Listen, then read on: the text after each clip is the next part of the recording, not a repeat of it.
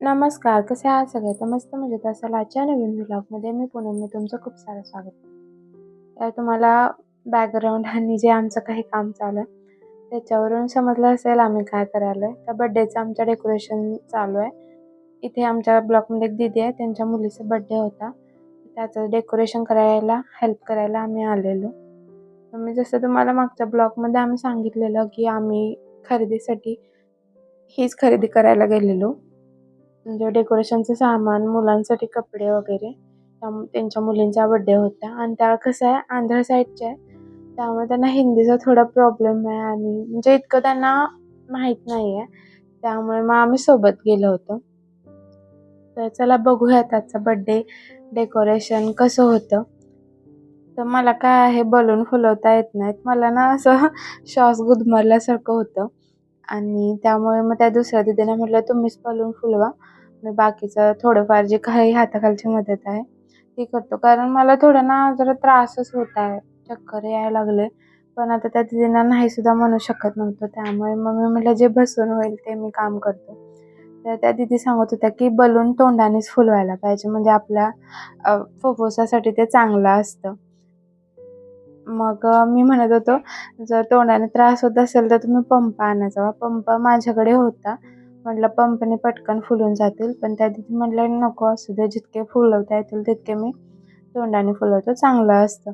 आणि ह्या दुसऱ्या दीदी आहेत त्यांना पण बलून फुलवायचा त्रास होतो. मला म्हणजे त्रास म्हणजे काय होतं, की तो फुलवताना जर फुटला तोंडासमोर तर एकदम जास्त भीती वाटते. त्यामुळे मग मी कधीच बलून फुलवत नाही. इथून मागे पण मी जेव्हा क्वार्टर्समध्ये राहिले, तेव्हा मी काय करायचे, तिथल्या मुलांना बोलवून घ्यायचं आणि बलून फुलवायला लावायचो. तर हे काही फायनल आमचं डेकोरेशन आहे. त्यातला ते युनिकॉर्नमधला एक युनिकॉर्नचा बलून फुटला. कारण तो हवा भरताना एकदम जास्त हवा झाली आणि तो फुटून गेला. आणि बलून पण मला वाटते 30 भर बलून होते. त्यातले इतकेच बलून चांगले निघाले. बाकी तर फुटूनच गेले. डेकोरेशन झालं. म्हटलं ही रूम आवरून घ्यावी. मग जे काही रूममधलं सामान होतं ते सगळं आम्ही शिफ्ट करून घेतलं. अनया पण थोडी हेल्प करत होती. मॅट टाकून दिला अनयाने. मुलांना पण थोडी हेल्प केली पाहिजे. मग म्हटलं अनया मला नाही होत आहे. मग अनयाच हेल्प करू लागली. म्हटली मम्मी मी करतो. तर अनयाने मॅट लावून दिलं. असं छोटी-छोटी मदत ती करत राहते. तर चला अनया रेडी झालेली आहे. तिला कुणाचंही काही असो, तिला असं असतं की मी छान दिसलं पाहिजे. मग हा ड्रेस घातला होता अनयाने आणि मी तिला छान असं रेडी केलं होतं. फक्त अनयाच तयार झाले. तुम्ही पसारा बघू शकता. अजून मी तयार व्हायचे तर आणखी किती पसारा होईल. तर मी आता तयार झालोय. मला ना कुठलेच कपडे बसेना झाले.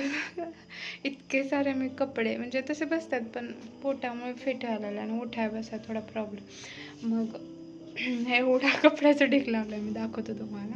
मग शेवटी मी जीन्सच घातले. काय करू थोडंसं हे असं टाईपमध्ये आहे त्यामुळे हेच घातलं. चला मी ना एवढे सारे कपडे काढलेत आता बघ. आणि हा आमचा काय मी काय पसारा जास्त नाही काढलेला. जो काय आहे तो आहे. हा आणायच्या पप्पाचा पसारा आहे. हा पण तसाच पसारा आहे. आणि मी आता जातो खाली.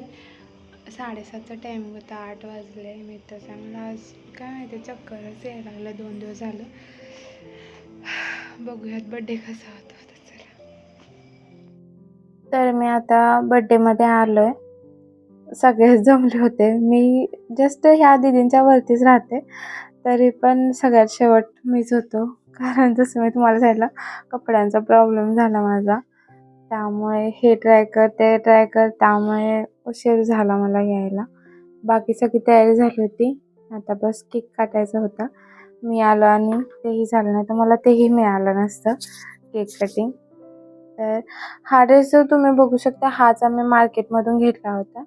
तर 800ला हा ड्रेस मिळाला. नाहीतर तसं दुकानात गेलं ना खूप महाग भेटतात असे लहान मुलांचे कपडे. मग मला असं वाटतं ना अनयाचा जो मी आता ह्या व्हिडिओमध्ये जो अनयाचा ड्रेस घातलाय तो 2,500चा ड्रेस आहे. इतका म्हणजे मला असं वाटलं अरे आपण चूक केली इतका महाग घेऊन. कारण की किती मस्त आणि सिंपल सोबत छान मिळाला. लहान मुलांचं काय इतके महागाचे कपडे घ्यायचे आणि ते परत घालायला मिळत नाहीत, असं होतं. त्यामुळे आता घेतला तो घेतला, आता परतच्या वेळेला तरी ह्याची काळजी घेईन मी. मी कधी महाग घेत नव्हता, अक्षयच कायम महाग कपडे घ्यायचा. त्यानंतर झालं बड्डे वगैरे. आम्ही गिफ्ट दिलं. तर मी तिच्यासाठी टॉप घेऊन आलो होतो. म्हणलं आता स्टेशनरीचं सामान तर बऱ्यापैकी सगळेच देतात. ते जे तिला यूज पण होईल म्हणून मग मी तिच्यासाठी एक टॉप घेऊन आलो होतो. मी तुम्हाला लास्टमध्ये दाखवेन तो टॉप कोणता आहे. आणि याने पण केक खिलवला आणि आम्ही दोघी बाजूला झालो. आता खायचं प्लेटिंग करत होतो. तर फौजमध्ये असं काहीसं असतं, सगळे मदत करतात. तर ते दादा हेल्प करत होते आणि मी चूक व्हिडिओ करत बसले. मग मी म्हटलं, "दादा तुम्ही जावा, आम्ही हेल्प करतो."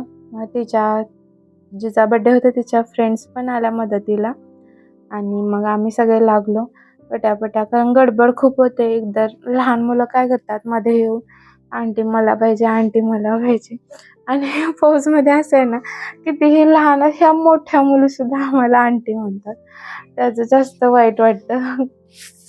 नाहीतर म्हणजे इतका पण डिफरन्स नाही एजमध्ये तरी पण असं. तर प्लेटिंग वगैरे केलं. तर मेनू ठरलेलेच होते. समोसा होता, गुलाबजामुन होते, चिप्स होते आणि कसली पनीर जिलेबी म्हणून काही होतं. असे खूप सारे मेन्यू होते त्यांनी ठेवलेले. मग सगळे खायला लागले. आम्ही म्हटलं शेवटला घ्यायचं. मग सगळ्यांना खायला घातलं आणि सगळे गेले. त्यानंतर मग आम्ही तिघींनी शेवटला एकसाथ बसून जे काही उरलं-सुरलं होतं ते सगळं खाल्लं आम्ही. मी तर समोसे इतके खाल्ले ना की बस. आणि आता मग सगळ्यांना एक्साइटमेंट असते की हां, गिफ्ट काय मिळाले. तर मागच्या वेळी पण आम्ही असंच केलं होतं. म्हणजे कोणाचाही बड्डे असो, बसायचं सगळ्यांनी आणि गिफ्ट काय आले वगैरे सगळं चेक करायचं. तर गिफ्ट खूप छान-छान आलेले. तुम्ही बघू शकता हे मेजॉरिटी बॉक्स म्हणजे आपलं अभ्यासाचं जे काही सामान पेन्सिल वगैरे हे बऱ्यापैकी सगळेच आता देतात आणि स्वस्त पण पडतं आणि म्हणजे मुलांना ते आवडतं, युजफुल होतं. त्यामुळे मग मी म्हटलं ह्यावेळी हे काही नको, आपण तिला टॉपच देऊ. तर ह्यावेळी ना गिफ्ट तिला खूप छान-छान आले होते. म्हणजे जे तिच्या यूजचे होते असेच सगळे टिफिन म्हणा, पाऊच वगैरे 2 पाऊच आले होते. तर ती प्रत्येक गिफ्ट बघून खुश होत होते. पण मला नेहाला बघून जास्त नवल वाटत होतं, की तिला असं काहीच नाही, की "मम्मी मला हे पाहिजे." ती एकाही गोष्टीने म्हणली नाही, की "मला दे." तर हे आहे आमचं गिफ्ट जे द्यायला लागली तिला. तर मी जीन्सवरचा टॉप आणला होता तिच्यासाठी. तिला डॉल मिळाली, ती खुश झाली. भरपूर साऱ्या गोष्टी तिला आवडल्या. पण आण्याचं असं म्हणजे मला खरंच भारी वाटलं. ती असं कधी हट्ट नाही केली, की "मम्मी मला हे पाहिजे, ते पाहिजे." फक्त तिचं असं आहे, की तिचा बर्थडे नाही होत आहे क्वार्टर्समध्ये.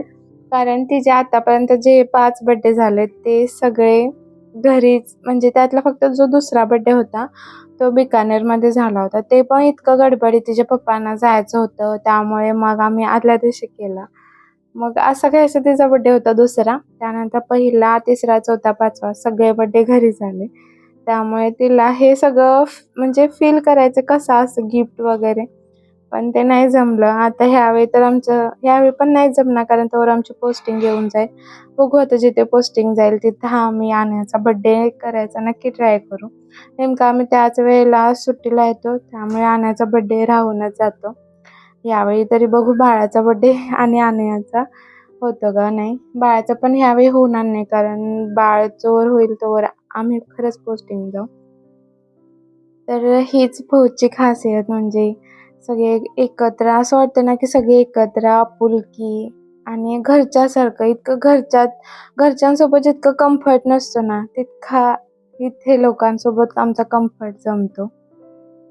मग आम्ही सगळे गिफ्ट बऱ्यापैकी बघितलं. त्यातलं एक गिफ्ट थोडंसं तुटलेलं होतं. हे जे गिफ्ट दीदी खोलायला लागलाय, हे त्यांनीच आणलं होतं. त्यामुळे त्या म्हटल्या, "माझा व्हिडिओ कर." तर त्यांनी पर्स आणली होती. यावेळी सगळे गिफ्ट म्हणजे मस्त-मस्त आले. नाहीतर बऱ्यापैकी ना लोकं कप हे ते देतात. ह्यावेळी सगळं तिच्या यूजचं आलं. आणि ह्याचं तोंड मला बघून म्हणजे असं हे वाटत होतं, अरे आणण्यासाठी पण गिफ्ट हवं. बघू आता तिचा बर्थडे केव्हा आणि कसा होईल. तर असा काहीसा हा आमचा आजचा दिवस होता. बर्थडे सेलिब्रेशन झालं, आम्ही डेकोरेशनला हेल्प केली. त्यानंतर रेडी होऊन पुन्हा बर्थडेला गेलो. पुन्हा तिथे थोडीशी हेल्प केली. कारण आपण केली तर उद्या ते आपल्या म्हणजे कार्यक्रमात मदत करतील. असा काहीसा हा रूल आहे. इथे सांगायला लागत नाही की तुम्ही मदत करा आम्हाला. फक्त हे आपल्याला वाटलं ना, की उठायचं आणि चालू व्हायचं. मग हा कप सेट पण खूप छान आलेला. तुम्ही बघू शकता युनिक असा होता. तर असा काहीसा होता हा आमचा दिवस. तुम्हाला हा व्लॉग कसा वाटला नक्की सांगा. काळजी घ्या सगळे.